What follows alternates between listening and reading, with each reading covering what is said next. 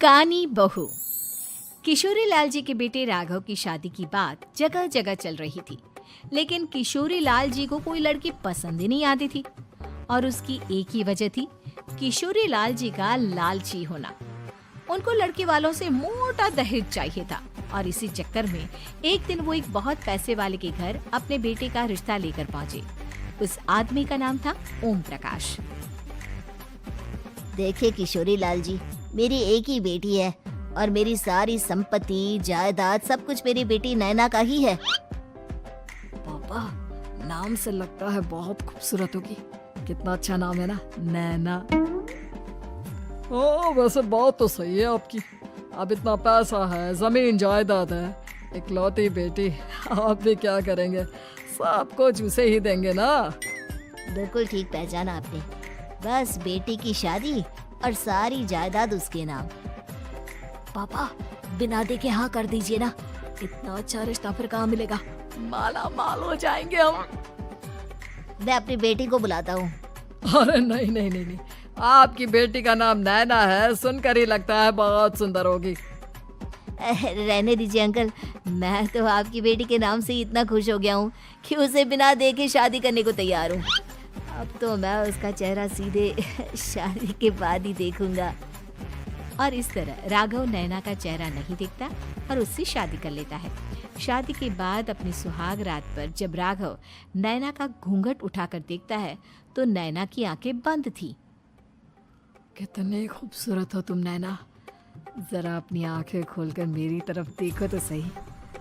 नहीं, मुझे शर्म आती है। अरे, मैंने तुम्हें शादी से पहले भी नहीं देखा और अब अगर तुम आंखें खोलकर मुझे देखोगी भी नहीं तो मुझे अच्छा कैसे लगेगा? इससे पहले कि नैना अपनी आंखें खोलकर राघव की तरफ देखती, अचानक से लाइट चली गई और राघव नैना को पूरी तरह से देख भी नहीं पाया। अगली सुबह नैना राघव के लिए नाश्ता बनाकर लेकर आई। अरे ये क्या, आधा पराठा सेका हुआ है और आधा बिल्कुल कच्चा। ये तुमने क्या किया नैना? बहू, तुमने क्या आधा पराठा तवे से नीचे लटका कर रखा था जो आधा सेका है और आधा कच्चा? 3, 2, 1. वहाँ कच्चा रह गया होगा।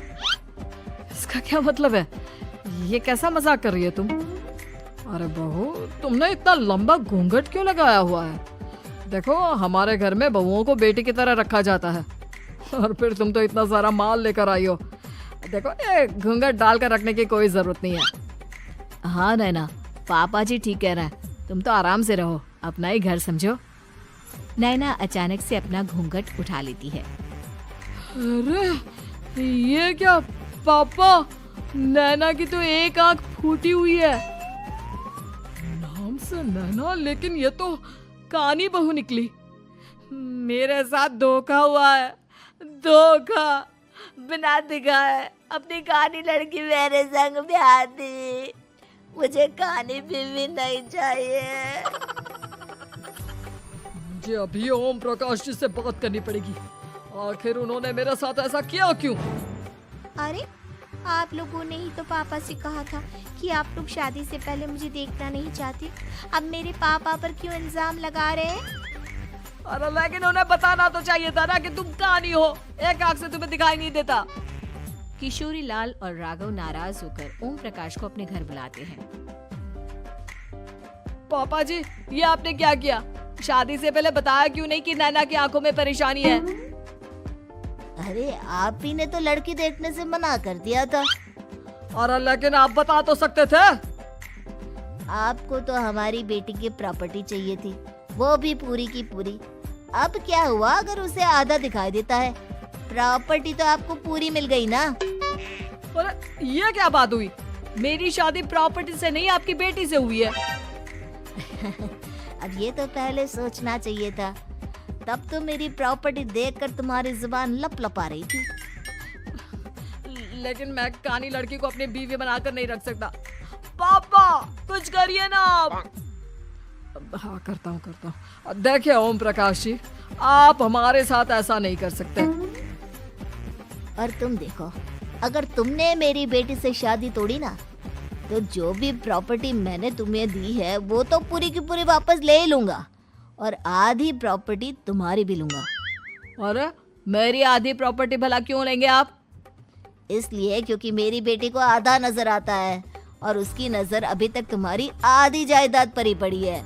अब तुम उसे घर से निकालोगे तो कुछ तो लेकर जाएगी ना। और अगर हम आपकी बेटी 3, 2, 1. बस ले ही लूंगा और आधी प्रॉपर्टी तुम्हारी भी लूंगा। अरे मेरी आधी प्रॉपर्टी भला क्यों लेंगे आप?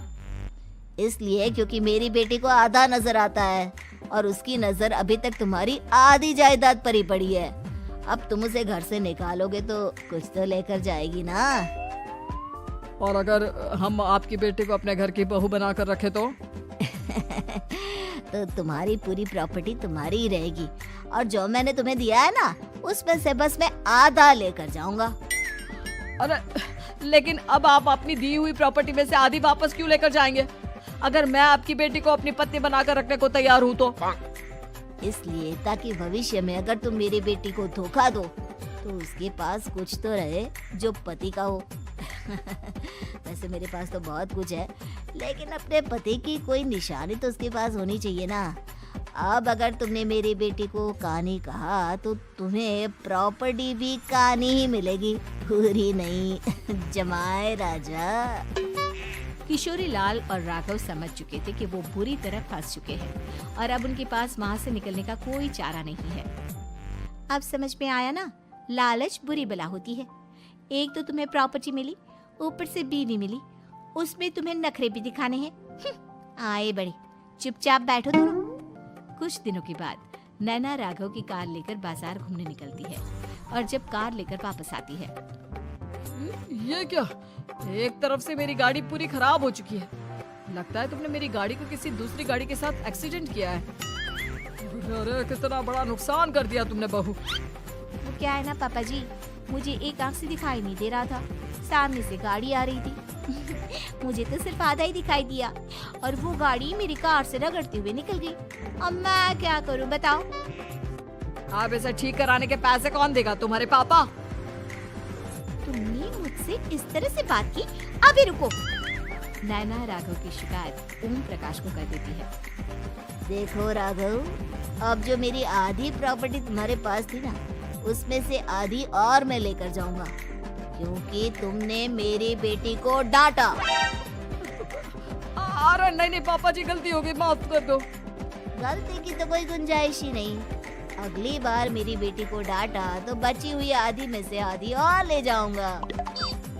लालच के चक्कर में हम दोनों ने बहुत बड़ी गलती कर दी बेटा। एक तो तुम्हें कानी बहू मिली और ऊपर से जो माल मिला वो भी काना। इस तरह राघव की हर एक गलती पर ओम प्रकाश उसकी प्रॉपर्टी का आधा आधा हिस्सा लेकर अपना सारा माल वापस ले गया और राघव को कानी बीवी से काम चलाना पड़ा। भाई लालच वाकई में बुरी बला है।